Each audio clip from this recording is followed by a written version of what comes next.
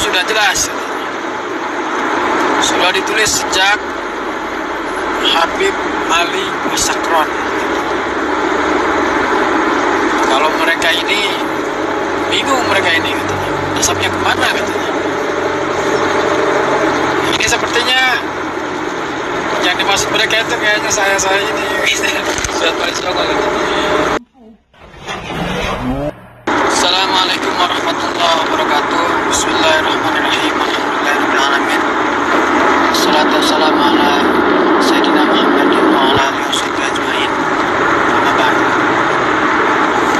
Kali ini saya ingin menanggapi statement dari Taufik Asgaf ya, yang sepertinya menyinggung para zuriat Wali Songo. Saya tersinggung sedikit. Jadi dalam pengajian beliau kan bilang, nasab antum itu sudah jelas, sudah ditulis sejak Habib Ali Masakron. Kalau mereka ini bingung, mereka ini katanya, nasabnya kemana katanya. Ini sepertinya yang dimaksud mereka itu kayaknya saya ini sudah paling songong gitu. Itu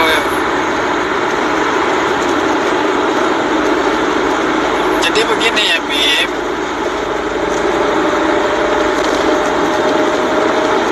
kami Zuriat Wali Songo itu hanya bingung,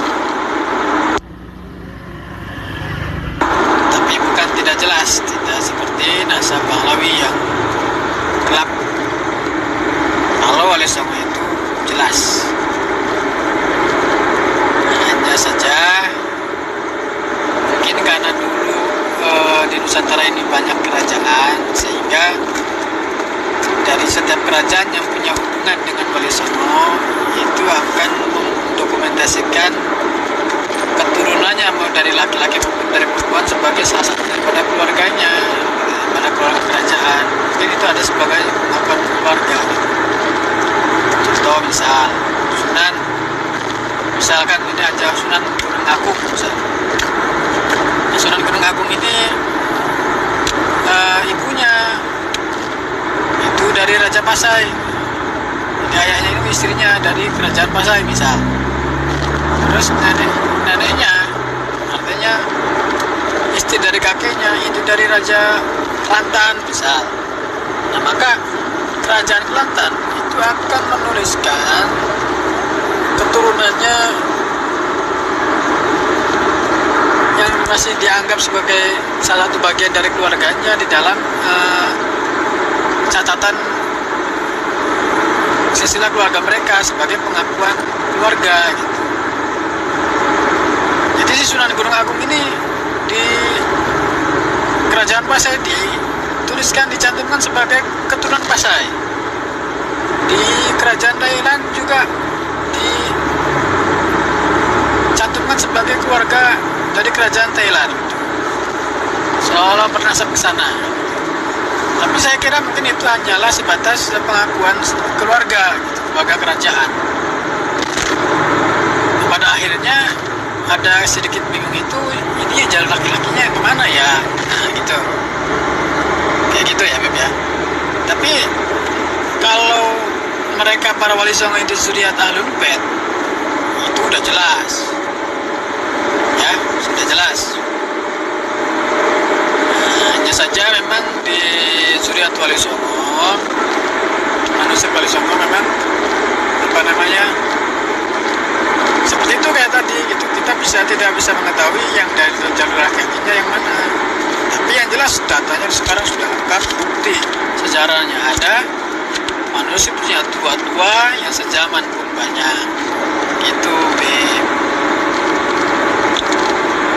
Oke, yang kedua saya ingin meneruskan penjelasan mengenai silsilah Wali Songo yang kemarin, kontennya kemarin. Gini penjelasannya.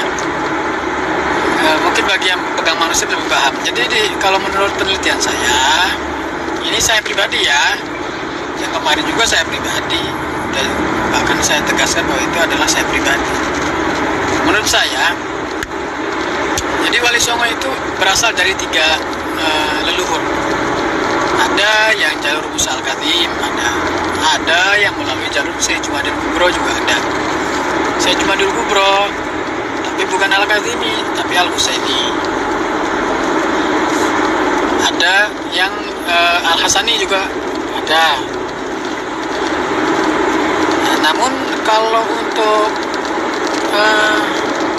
Syekh Jumadil Kubro dinisbatkan kepada Al-Kadzimi itu tidak mungkin. Itu sangat-sangat tidak mungkin, tidak nyambung. Kenapa? Karena datanya Syekh Jumadil Kubro itu udah lengkap, bahkan yang versi lengkapnya ada, bahkan disebut-sebutkan nama-nama istri-istrinya. Jadi seperti itu ya. Terus bagaimana solusinya untuk bisa mengetahui jalur laki-lakinya kemana? Ya nanti akan tes DNA. Bahkan udah sebetulnya. Cuman ini untuk lebih berhati-hati, kita akan melakukan banyak tes DNA untuk bisa membandingkan, untuk bisa kita mempelajari banyak sampel biar lebih akurat gitu ya. Oke, sekian dari saya. Oh iya, nanti satu lagi. Kemudian untuk surat Wali Songo bagaimana, ditulis nggak? Ditulis, seluruh surat Wali Songo itu ditulis, meskipun memang tidak semuanya. Jadi biasanya kalau yang satu keluarga berkumpul itu biasanya ditulis. Nah, kecuali mereka yang terpencil, misal keluarga Cirebon kemudian hijrah ke Kalimantan, nah itu biasanya memang kadang kehilangan jejak ya. Istilahnya kalau kami menyebut itu kepatan obor, kadang kakek-kakeknya ini hilang, nggak ketahuan. Jadi ini laki-laki apa perempuannya nggak ketahuan, itu memang ada tapi sedikit. Tapi kalau untuk satu keluarga, misal keluarga pesantren mana, di situ ada terdiri dari banyak keluarga, itu biasanya utuh ya. Dan di antara keluarga juga mereka tahu ini yang jalur laki-laki, ini yang jalur perempuan, itu tahu. Hanya saja nggak pernah kita mengawal-awalkan mereka yang rezekinya memang terlahir dari jalur perempuan gitu loh ya. Tapi yang jalur Al-Kadzimi itu nggak mungkin dari Jabal Husain bin Mahmud. Pertama ya, karena itu sebuah interpretasi yang terlalu dipaksakan. Kedua,